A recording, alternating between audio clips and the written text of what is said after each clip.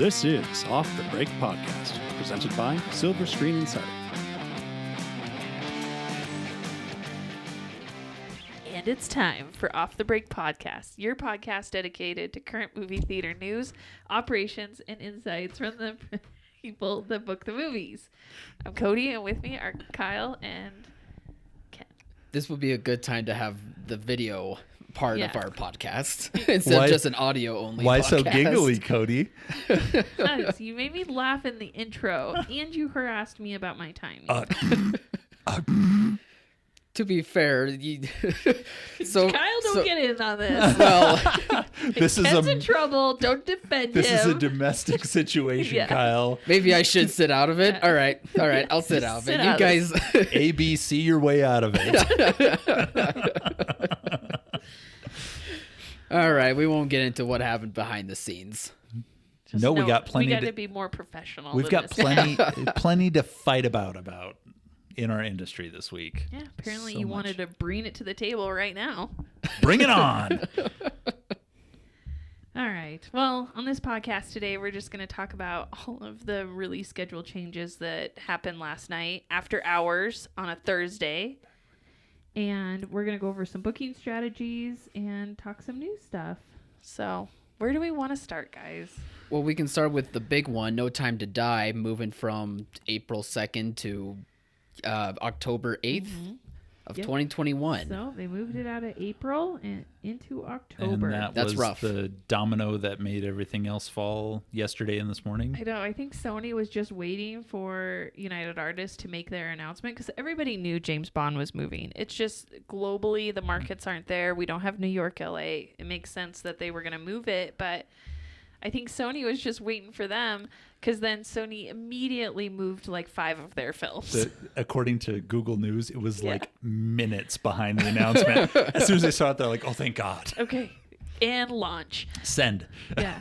So Sony immediately after that news moved their Cinderella film from February to July 16th, which again makes so much sense. We knew Cinderella was going to move. There was no trailer, no one sheet, no nothing on it. And Ghostbusters and Morbius Yeah. and Uncharted. So then they moved Ghostbusters from June to November. They moved Peter Rabbit from April to June.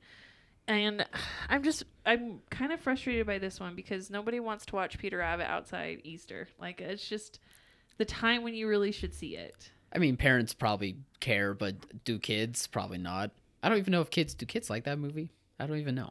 Well, they made a sequel. I guess, but, but did they like it though, or did they just go? It's a big cult classic, Kyle.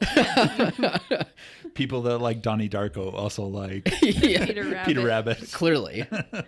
And then because United Artists moved No Time to Die to October 8th, which is where Sony had previously just put Morbius, they moved Morbius back to January 21st, 2022. And then they moved their Uncharted movie from July to February of 2022. So, July 21. Fun. Things are getting pushed into 2022. Yeah. Yay. Oh, no. Stay positive. 2022 is going to have so much product. So much product. Isn't that what we said of 2021? Yeah. Shut up, Kyle. And then on top of all that, Sony sold the Connected movie, which was an animated kids film, to Netflix, and the name is reverted back to the original name, The Mitchells versus the Machines. The fresh cracked pepper on your Caesar salad. Yeah. Not to be outdone, Universal got in the game, and they moved Nobody with, is it Jay Odenkirk? Bob. Bob. All those old Sorry. man names. Old man names. Cody, what's his name? Bob. Bob. Bob Odenkirk. From February 26th, which I had just put it on all my clients' booking sheets. I was like, this will stay, no problem. They've got a window. They'll do VOD. Like, this will be fine. And they moved that to April 2nd. So that was a bummer. And then Disney had to get in on it too, because everybody else is moving. Why not? What about me, guys?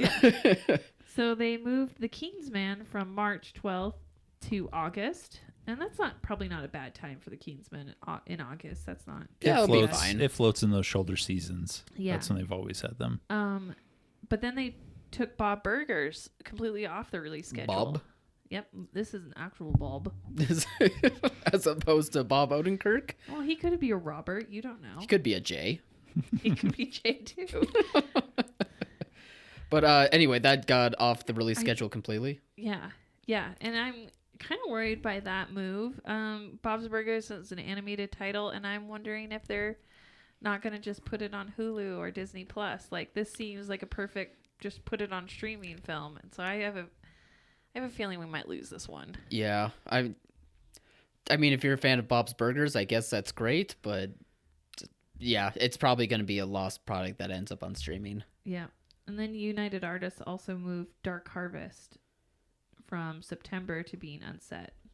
Which, So- who knows what that is, but bummer. Yeah, that's another one that bites the dust. So, lots of movement on the release schedule, and none of it great. What about Godzilla vs. Kong, though? Oh, that is a thank you, Kyle. That is the one kind of bright spot, is that we did have one title move up, and Godzilla vs. Kong moved from May to the end of March. But it's going day and date VOD. Yeah. Day and date VOD. But for everything moving out of March, February, and March, I take it like it's at least something? At least we have a bigger title in March now. Yeah. But February is completely shot, and we have Raya at the first part of March that hasn't moved. That also is going day and date with streaming, but Raya is going to be premium video on demand, so it is going to have the Mulan model where it was $20. So that's a lot better. I guess that's the best scenario you could have, is that it'll have a premium VOD rather than just being truly day and date with streaming. Yeah. So we'll have Raya at the first part of the month, and then we'll have Godzilla vs. Kong at the second part of the month. Hold the phone. I'm looking at the release changes. There's a True to the Game 3. Yes, I just think that. Hold your horses here. What? Didn't we just play True the Game 2? Yeah, we were just talking about how, like, we didn't even know there was a first one. In November. Yeah. November to May, a 6-month sequel. What is this, like Harry Potter? Oh, they filmed these back to back. Harry Potter maybe 7 they and filmed 8. them all at the same Absolutely. time. This is like the last Pirates of the Caribbean.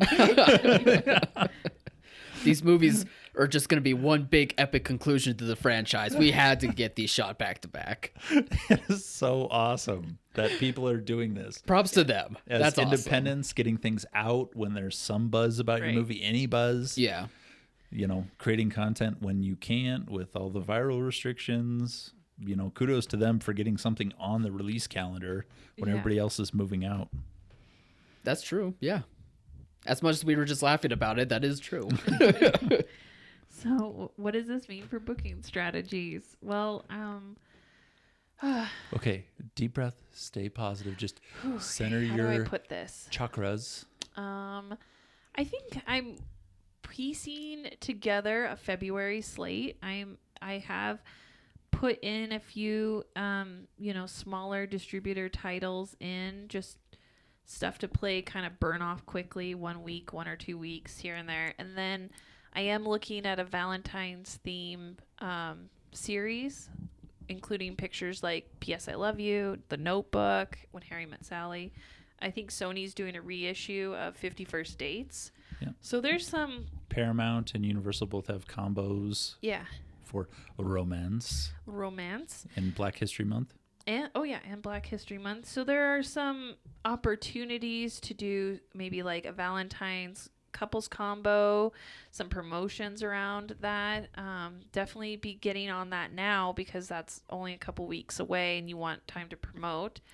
So that gets us to the middle of the month, and then you might be able to edge that out past Valentine's a little bit. Just between Valentine's and Black History Month, you might be able to have some good combos. Just hold there. out for Tom and Jerry and then Raya the next week. Yeah. Forgot about Tom and Jerry. Yeah, Tom and Jerry's still there. That's going to be also day and date VOD. Yeah. But then you're going to have Tom and then Raya. And Croods, surprisingly, is still doing well. So Croods will probably play right into Tom and Jerry. I mean, So we won't have more competition with crudes than today, than last weekend, than the weekend before that. Right. So it's going to continue. Right. And there's still kids that need birthday parties and still, stuff like that. So that's... People might want to rent out theaters still for maybe all these Valentine's titles or Black History Month titles even. Might it's possible. With the classics, you can book way ahead of time. It gives you some time to program and promote. Right. And then focus on the most important thing, which is our SOS and Shuttered Venue Grants. Right. We're just trying to get us to the point where we can limp along till we get the Shuttered Venues Grants. So we'll get into that in a little bit. We do need to really watch what Disney's going to do with Black Widow. I can't imagine they're going to keep it in May with all these other titles having moved out. It looks like things won't really start coming out until July, August time. And so we may have lost another summer, which will be really devastating if we do. I'm holding out hope that they keep holding on to Black Widow for a theatrical release because Disney is now showing like their first Marvel TV show on their streaming service, and I believe they have another coming out in the summer. So I'm hoping those maybe like hold people over and cause people to like be able to wait a bit longer for Black Widow, but it also just depends on what the studio thinks. But I have to think like they're putting that in mind too, maybe. Yeah, maybe the pressure of trying to get like WandaVision out, because I think there's a tie-in to the movie. That's one reason why they push WandaVision back. But they've got Black Widow, The Eternals, Shang-Chi. They've got all these in the pipeline. I mean, they could own a summer going 3 weeks, 4 weeks, 4 weeks. Yeah, I mean, imagine the revenue. I mean, that's what they do anyway with Avengers, into Lion King, into Aladdin. Is that the order? Something like Aladdin that. was first, but it was this incredible runs that Disney puts through the summer of all these theaters. They have just Marvel content that could run through 3-4 months of theaters and own the box office. Even Spider-Man could do that in 2021, or if they push that back even. Yeah. So I wonder if the question is, could we see Black Widow going day and date with the PVOD? If Raya does well enough, are they going to maybe apply that model to Black Widow? I think they will think about it more because I think Raya will be more successful than Mulan was. Yeah. But again, I'm just going to hold out hope that these Marvel shows that they have on Disney Plus are going to buy Black Widow a bit more time. Right. And then the other one to really watch is Quiet Place 2. That one might also move. But that one I'm concerned because Paramount's distributing it. And they are just launching their Paramount Plus streaming site. They took their CBS All Access and have rebranded it to Paramount Plus so that they could add more films and other things from other pipelines and not just have CBS TV shows on it. Yeah. And they have 3 very specific titles that are finished and ready to go. They have Quiet Place, which is a horror film. They have Maverick, which is an action film, PG-13, and then they have Rumble, which is a PG animated movie. Right. They have those 3 ready to go. But of those, I wouldn't be surprised if you don't see Quiet Place and Rumble being them adopting the Disney model and going day and date. No, I wouldn't to be get shocked. them streamers on here, and that's going to be something that we're really going to have to contend with. Like, we need product now. You can't just have blank screens, but are you willing to give up the exclusivity of the theatrical experience for product? I mean, I don't know. That's just, I think we might lose a couple of these. Black Widow, Quiet Place 2 might be, again, day and date with premium video on demand. Even if...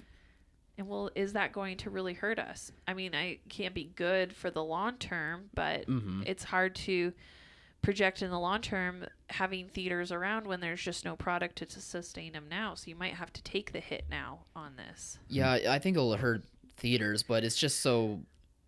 But I don't think it's going to be very helpful for Paramount's streaming service. I just don't see Paramount being on the same level as Disney, let alone HBO even. Yeah, but HBO Max did the thing with Wonder Woman, did the same thing. But they had several movies built into this franchise. Plus HBO has a lot to offer, like Game of Thrones. I don't see how Paramount has stuff like that to compare it to. I don't think it's going to bring in the numbers that they're really hoping for. Kyle, do you know what I mean? They own the rights to CSI Miami.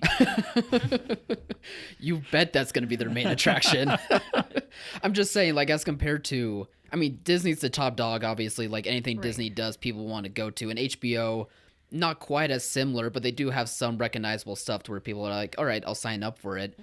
Paramount, like, even if they do put on A Quiet Place 2 there, I just don't see it being the success that they're really hoping for and gathering in people to watch their streaming service. It just doesn't seem like the same type of brand as compared to some of those others. I completely agree. I think from a consumer's point of view, I'm not interested in Paramount Plus at all. Yeah, same. But so if you're Paramount Plus and you're looking at this, the only thing you have are these movies. So I can't imagine you wouldn't pursue them trying to get more, because you're just trying to build up that streaming audience right now. Yeah, I mean, they certainly will try and do that. I just don't see it going the way that they would want it to. But it will hurt theaters, unfortunately, and I think in the long run it will not be beneficial for Paramount, even if they think so. Yeah, the two biggest successes that we know of during this process have been Croods and Soul for Universal and Disney Plus. I mean, HBO Max made the decision to go to day and date before Wonder Woman came out. So as far as those two go, those are the two biggest, estimated successes. Right. But they're both PG animated. Yeah. And Paramount has one of those, and maybe it's enough to float this thing. Maybe, but I bet they... No, Quiet Place or Maverick make way more sense. I don't know if they'll waste Maverick, because Maverick's a big film, and Tom Cruise has, back end, and that could, I mean, there's just more in place on a deal there that it probably has to be theatrical. Don't upset the little guy. No. Because, they've got a lot invested in him. So it's not just Maverick, it's... They're a successful franchise, it's Mission Impossible, and they're going to make sure to make him happy in order to make lots of money. So that's why I really think that if they do go this route, it'll be Quiet Place and Rumble. You got to really watch that, because they've sold everything else they had on their schedule. Everything. Pretty much, yeah. I was thinking the opposite, to where they'd want to keep A Quiet Place 2 for theaters and Maverick more likely to go to streaming, but you nailed it with the Tom Cruise part of it all. I wasn't even thinking about that. Yeah, they want to make Tom Cruise more happy than John Krasinski, probably. Yeah. No offense to Krasinski, I love him, but Tom Cruise is someone else. They're probably able to cut a deal with Krasinski. Probably. It seems odd, though, they didn't keep Coming to America, because that seems like an even better launch point for them. Yeah. Where it's brand themselves as a diverse streaming service, and they must have needed the funds, the cash flow. It's possible, yeah. They might be kicking themselves. Launches March 4th. So we'll be March 4th. Yeah, so we'll be watching what happens with that first part of March, because I think that'll be really telling about the publicity they get and what's available at that time. And plus, between Raya and the Last Dragon and Kong vs. Godzilla coming out at the same time, I believe, it's a lot to keep track of for like the streaming aspect of the industry. Now, the streaming really gets affected by the number and types of media you're able to access it on. And I know that a big thing that hurt HBO Max was they weren't available on Roku's, and that's how a lot of people... Yeah. So I don't... there's a whole layer of availability and access that we're just not really aware of that will also affect this too. So I want to keep that in mind for everybody. I mean, it was really easy to get Disney Plus on all your devices, and Netflix has already been built in for years, and same with Hulu to a certain extent. So those are standards. Yeah, but Peacock, Paramount Plus, some of these other ones that have just even popped Disney up. Plus on some of these aren't new enough for the Disney Plus launch that happened last year. Right. But I think Disney Plus is on Roku's and everything now.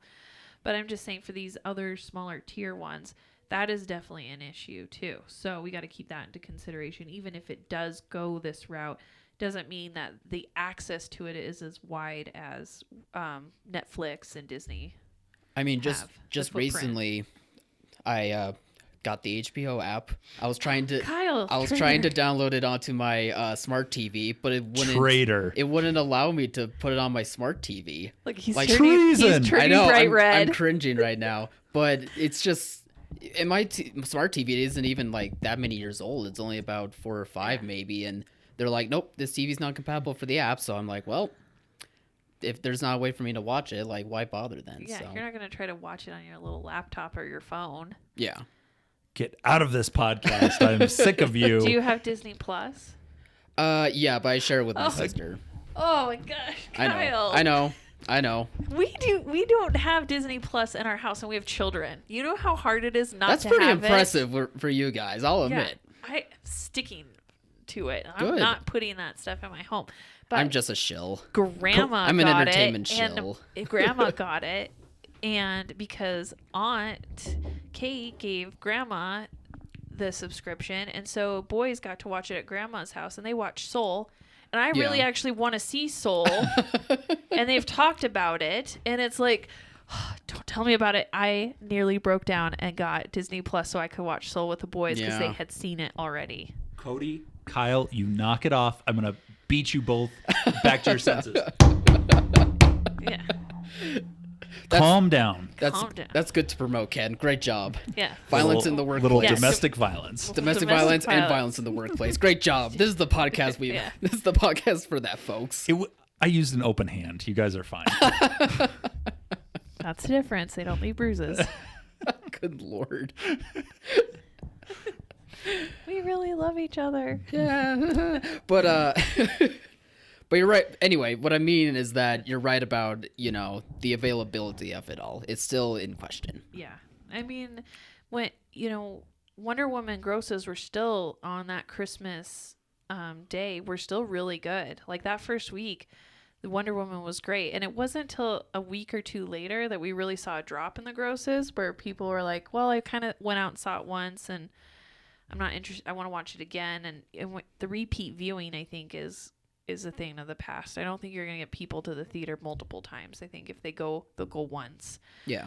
So we're still trying to figure that out. And theaters will need to really start looking for new audiences and expand their consumer networks and stuff so that they can get people, because I don't think they're going to get repeats as often because of the streaming. Yeah. I'd agree with that. What's the other one that's on here that's going to move out? Joe Bell? I don't know what that is, so I didn't. I don't know what that is either, Kyle. Solstice Studios project with Mark Wahlberg.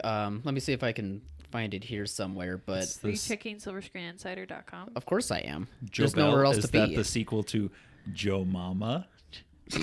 I thought it was No, a sequel to Ken. Joe Dirt. I literally just sent us down this rabbit hole so I could say Joe Mama. Nothing to do with anything else. I'm sorry, Kyle. I'm sorry, Cody. I'm just ignoring that. Joe It's- Mama.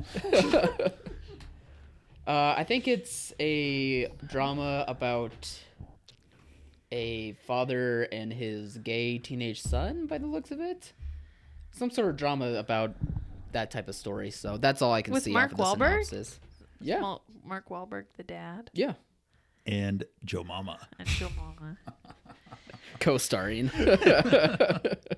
But I was just hearing that it's possible that could move out too. It's obviously not a big title like, Yeah, A Quiet but- Place 2 like we were just mentioning, but I don't know. It's on the release calendar right now for the 19th of February, but it's possible that could be moving too. Hey, but Solstice took care of locations this fall. They gave it to everybody we asked for. Reasonable terms. With And they Unhinged. actually promoted Yeah. it. Yeah.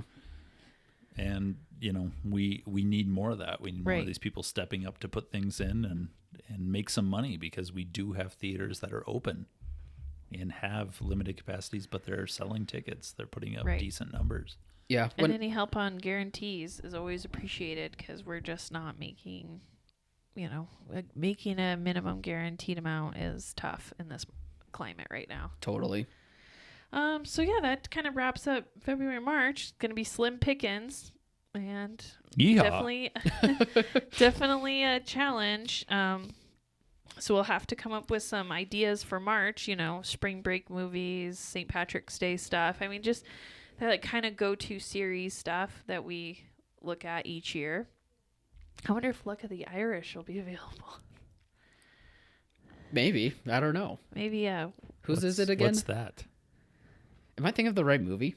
I'm thinking of a Disney Channel movie called Luck of the Irish. Okay, that's what I was. Then no, it's not going to be. No, that will not be available for theatrical.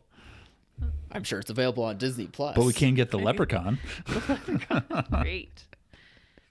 The classic horror original.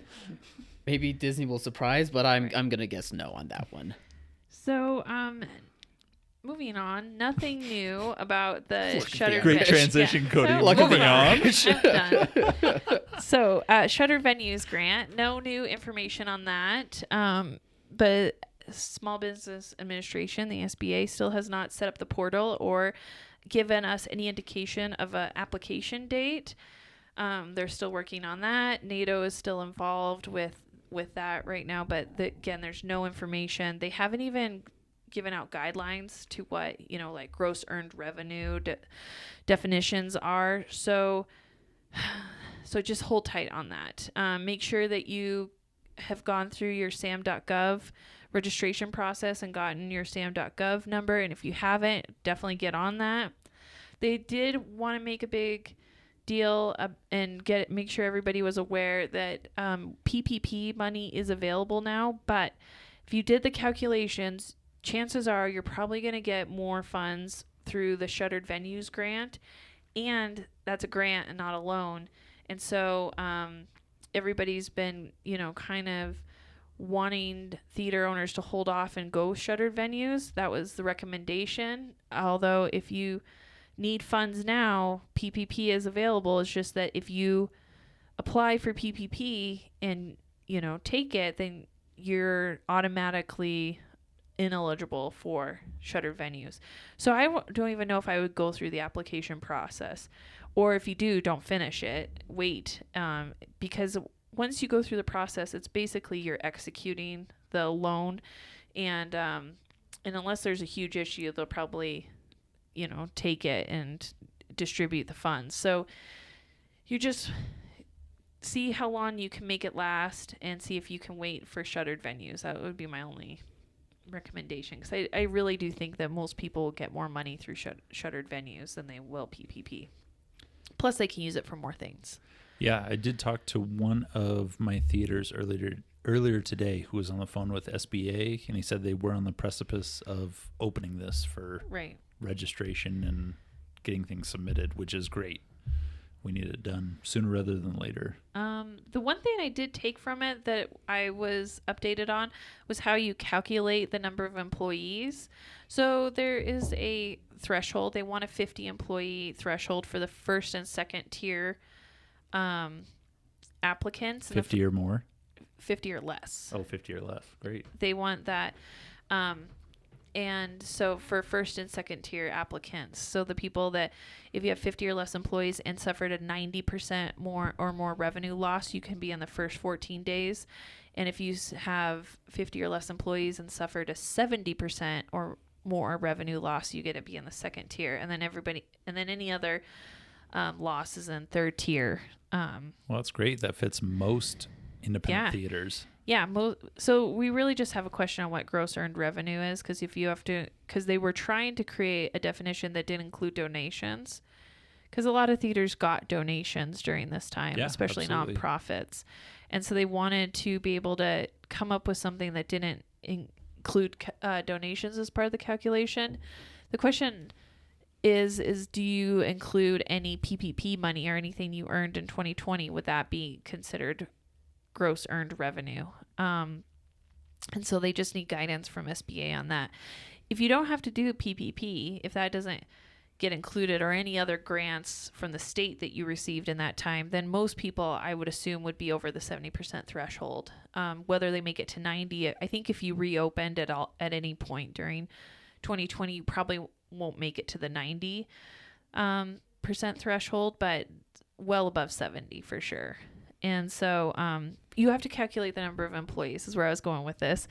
And anything in an employee. There we are. Yeah. The definition of an employee is if they work 10 to 29 hours, they're a half. They count as a half an employee.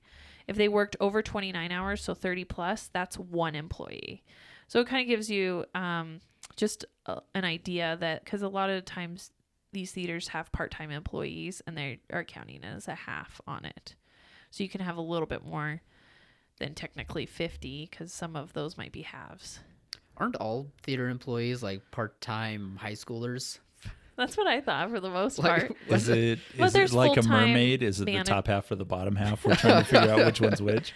There's full-time employees, managers, projectionists, tech and marketing people. So that might all be under the payroll, maintenance. I'm just saying in general, though, like the majority of their employees are probably like part-time high school. So that part's a bit silly to me, but whatever. I don't make these rules.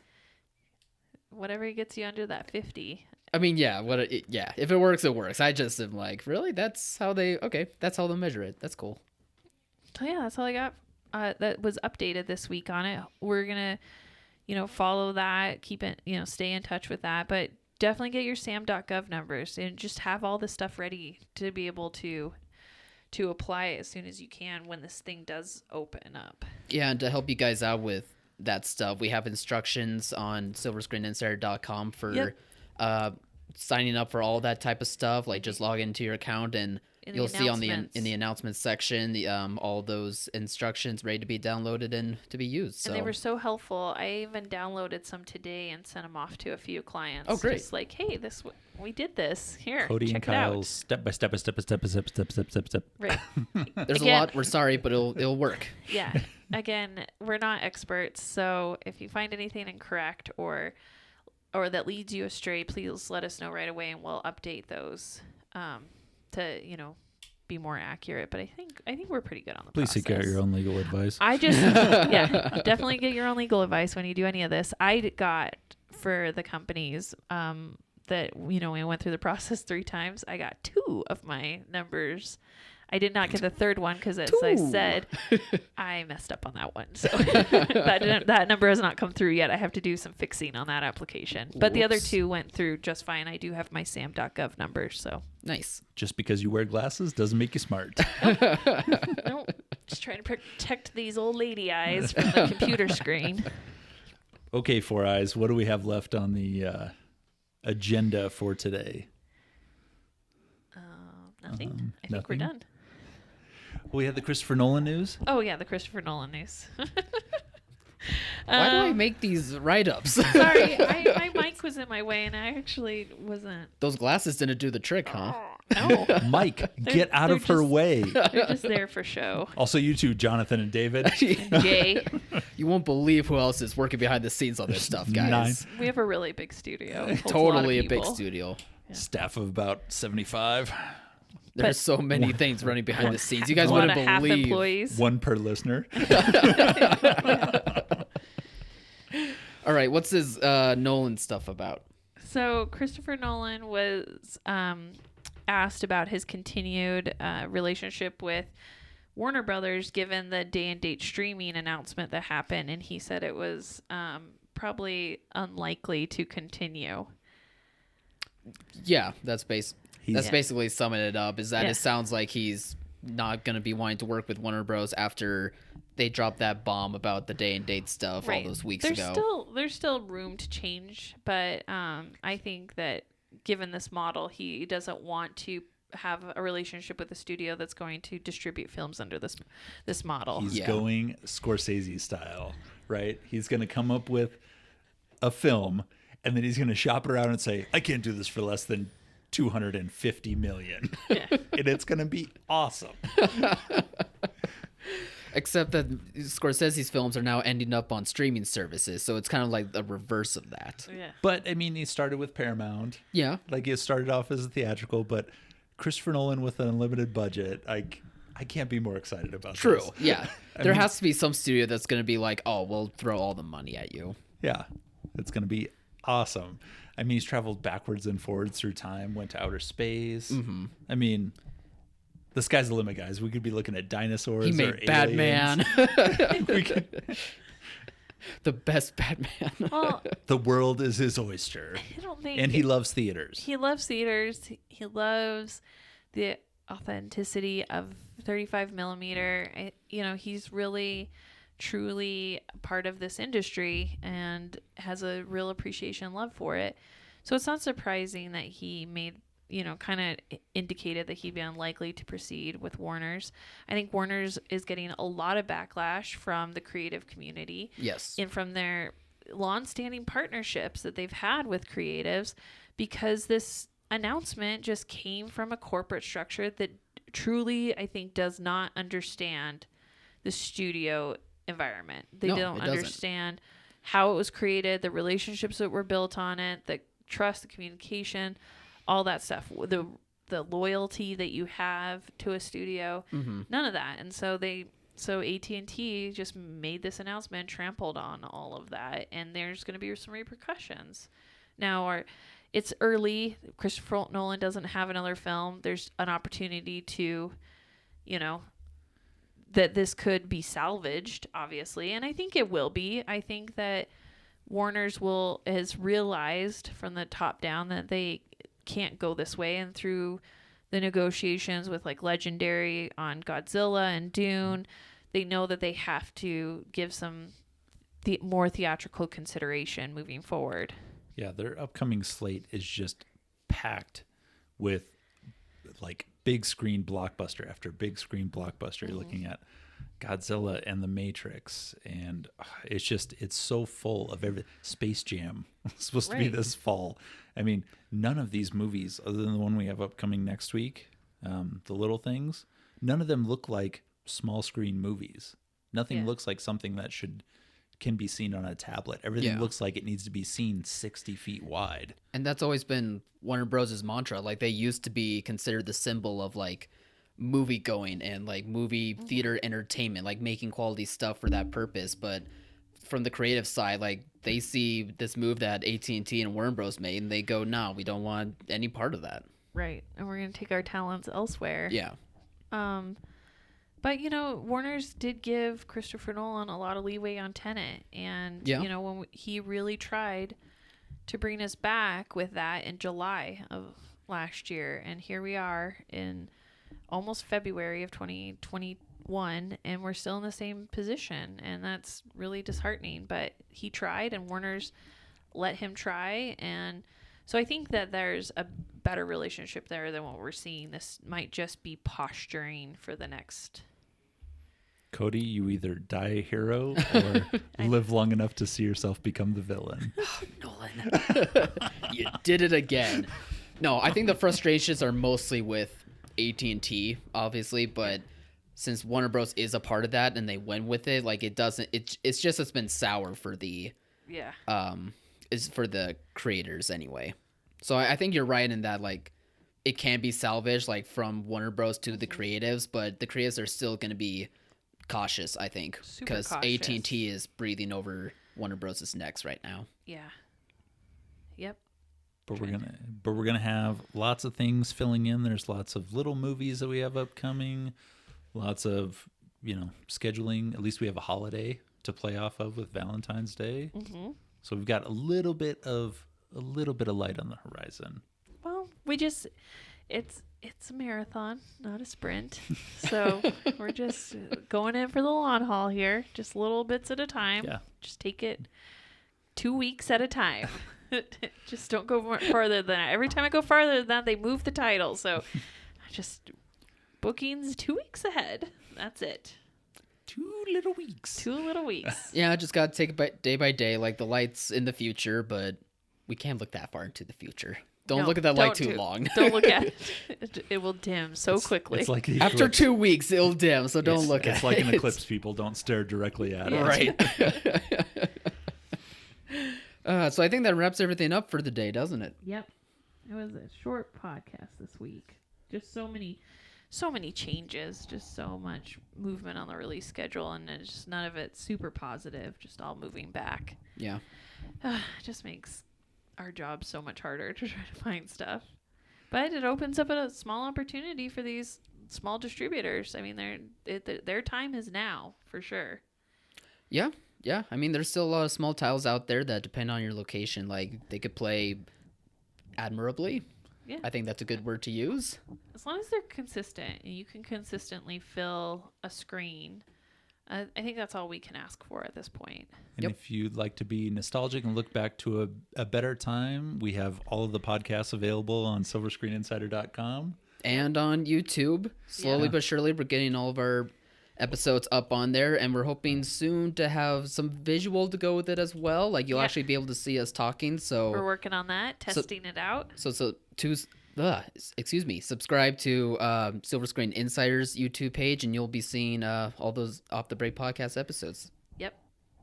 No, it'll be really fun, and I'm so looking forward to it. It's been very challenging, and it is.